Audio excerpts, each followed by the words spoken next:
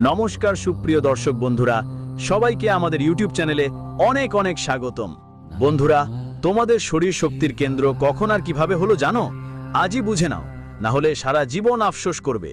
যারা শরীরকে শুধু একটা শারীরিক বস্তু মনে করে তারা ভুল করছে। এটা একটা দিব্য বাসস্থান। হ্যাঁ, সেখানে এমন একটা মহাশক্তি বিরাজ করছে যা তোমাকে পুরোপুরি শক্তিশালী করে দিচ্ছে। সত্যি জানলে তুমি অবাক হয়ে যাবে। আর সবচেয়ে বেশি অবাক হবে তোমার প্রতিবেশী আর শত্রুরা। তাদের মধ্যে হইচই পড়ে যাবে। যারা আজ পর্যন্ত তোমার সম্পর্কে ভালো মন্দ কথা বলেছে, যারা তোমাকে নিচে দেখেছে, পড়ে যাওয়ার কথা বলুন বা ষড়যন্ত্র করুন, ওরা যখন বুঝবে আপনি সাধারণ মানুষ নন, তখন আর কখনো ক্ষমা চাওয়ার সাহস পাবে না। আপনাকে দেখলেই ওদের চোখে অশ্রু জমে যাবে। হ্যাঁ বন্ধুদের, আমি সবাইকে বলছি, এমন সময় একদমই উপেক্ষা করবেন না, কারণ এই সময় আপনার জীবনে বড় পরিবর্তন আসতে চলেছে। আর এ নিয়ে আজকের আলোচনা হবে বিস্তারিত। তো চলুন শুরু করি, কথা বলি।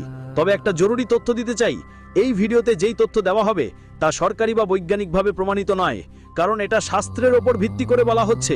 আমার প্রিয় বন্ধুদের, আমি আপনাদের সবাইকে জানাতে চাই যে হয়তো আপনি নিজেকে একটা সাধারণ মানুষ ভাবেন, কিন্তু তা নয়। আপনার ভিতর একটি দেবতা আছে, বা আপনি এমনভাবেই ভাবতে পারেন যে আপনি দেবতার উত্তরাধিকারী। আর আপনার ভিতরও ঠিক ততটাই ক্ষমতা আছে, ঠিক ততটাই শক্তি আছে। আপনি চাইলে যে কোনো কিছু করতে পারেন, যে কোনো কিছু করতে পারেন। এর মানে এই নয় যে আপনি কোনো জাদুকরী অলৌকিক কাজ করবেন। বন্ধুরা, আপনি যে কোনো কাজ করতে পারেন যা অন্য কেউ পারে না।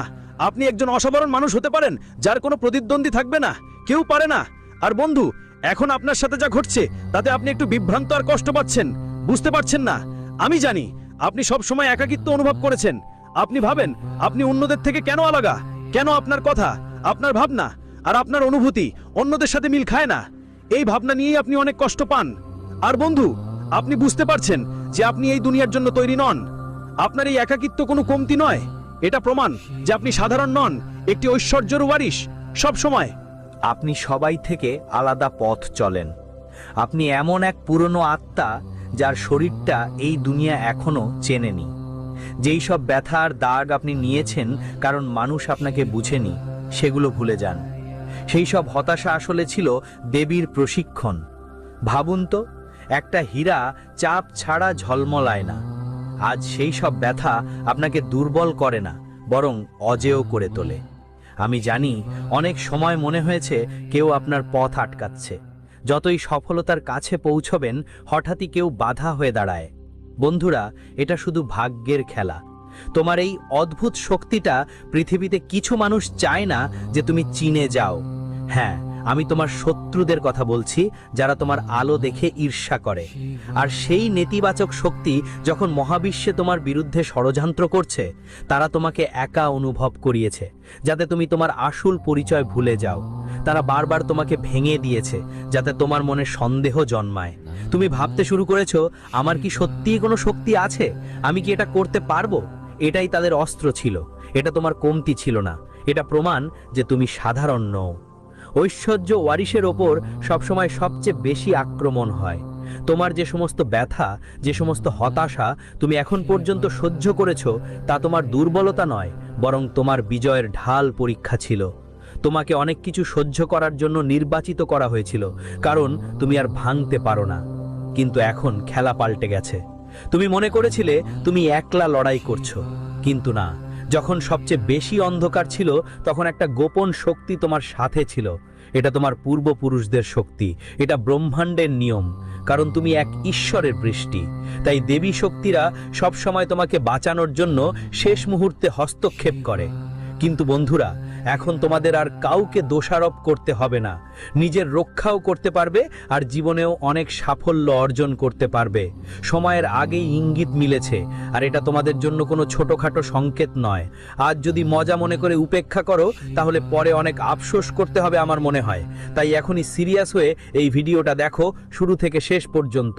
বন্ধুরা, একটা অনুরোধ থাকবে, যদি এখনো ভিডিওটা লাইক করোনি তাহলে অবশ্যই লাইক করে দিও, যাতে তোমাদের দেবীমার আশীর্বাদ মেলে।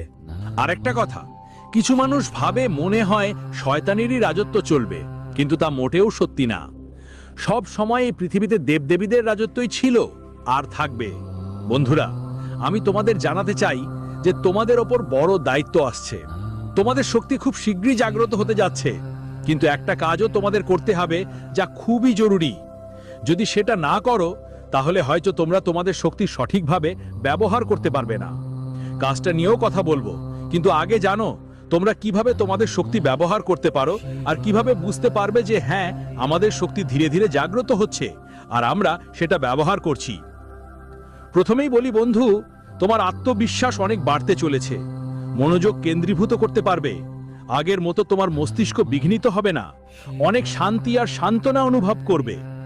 আর বন্ধু, জানিয়ে রাখি, তুমি ধর্মীয় কাজকর্মে আগ্রহী হবে আর দেবদেবীদের ভাবতেও শুরু করবে। এই পরিবর্তন দেখে পাশের প্রতিবেশীরা তোমাকে কমেন্ট করবে, আলোচনা করবে। তখনই তুমি বুঝতে পারবে, মনে হবে আমরা যেন অন্য কোনো পথে যাচ্ছি। কিন্তু বন্ধু, আমি তোমাকে বলতে চাই, তোমার নিজের চেষ্টা আর ভালো কাজের মাধ্যমে তুমি এমন জায়গায় চলে যাবে যেখানকার কথা কেউ ভাবতেও পারে না। বলা হয় ধারাবাহিক চেষ্টা করলে অনেক কিছুই পাওয়া যায়। আর বন্ধু, হঠাৎ করেই তোমার ভিতর পরিবর্তনের ঢেউ দেখতে পাবো। তোমার মধ্যে একটা গভীর আগ্রহ দেখা যাবে। আর এটা একটা বড় ব্যাপার। সকলের মধ্যেই এটা থাকে না। প্রত্যেকেরই ইচ্ছা থাকে, কিন্তু সবার শরীরে সেই আগুন জ্বলে না, সেই তাড়না দেখা যায় না। আর যার মধ্যে তাড়না নেই, সে কখনোই কোনো কিছু অর্জন করতে পারে না। এটা তোমরা চাইলে লিখে রাখতে পারো। আজ আমি গুরু হয়ে তোমাদের যা বলছি, সেটা তোমাদের জীবনে অবশ্যই ঘটবে। আমাদের কথা আজ পর্যন্ত কখনো ভুল হয়নি, আর কেউ ভুল করতে পারে না। শর্ত হলো, এই ভিডিওটা একদম মনোযোগ দিয়ে দেখো। বুঝে না বুঝে কমেন্ট করা মোনা। কেউ কেউ আধা আধা ভিডিও দেখে কমেন্ট করবে, সেটা চলবে না ভাই। আমি চাই কেউ আমাদের ভুল প্রমাণ করুক, কিন্তু আজ পর্যন্ত কেউ পারেনি। আমরা আমাদের কাজ অবিরত করছি, সেবা করছি, ধৈর্য ধরছি আর মানুষকে লাভ দিচ্ছি। আমরাও পৌঁছে দিচ্ছি। তো আজ তোমারও লাভ নিতে হবে। আজ তোমার সবকিছু বুঝতেই হবে।